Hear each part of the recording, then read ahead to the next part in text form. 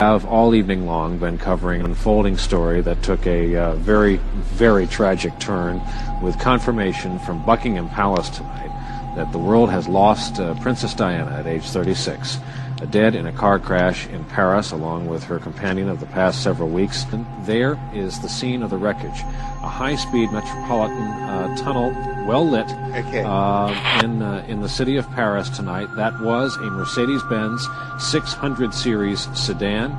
In the front part of the car, the two flashes of white there are the deployed airbags, the remnants of the airbags. On the left is just a restraining post on the solid line. This is a two-way tunnel with no solid divider between directions of traffic.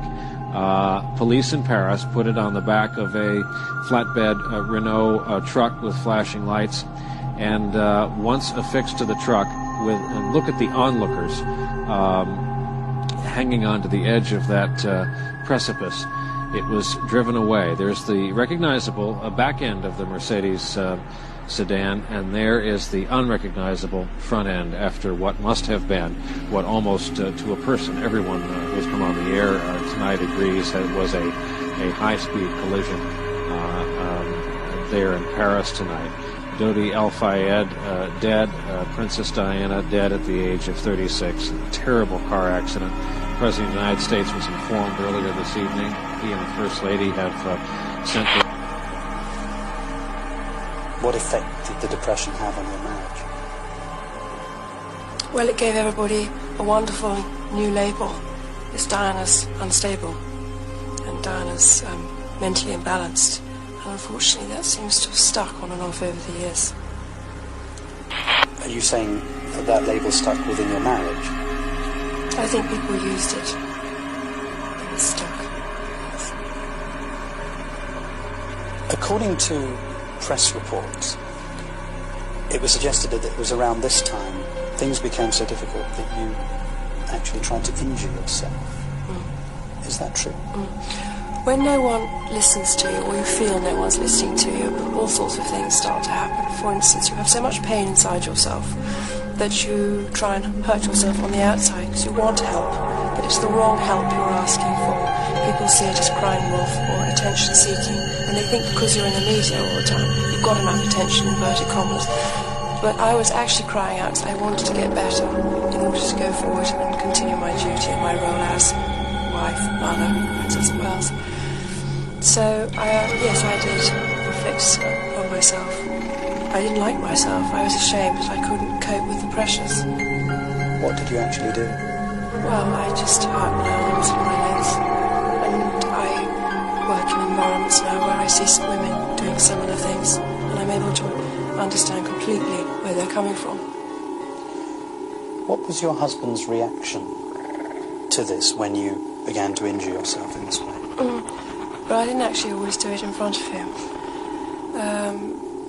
But obviously anyone who loves someone would be very concerned about it.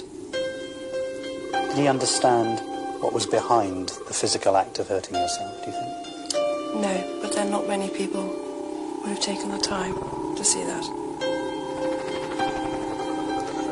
Were you able to admit that you were in fact unwell, or did you feel compelled simply to carry on performing as the Princess of Wales? I felt compelled to perform. Well, when I say perform, I was compelled to go out and do my engagements and not let people down and support them and love them.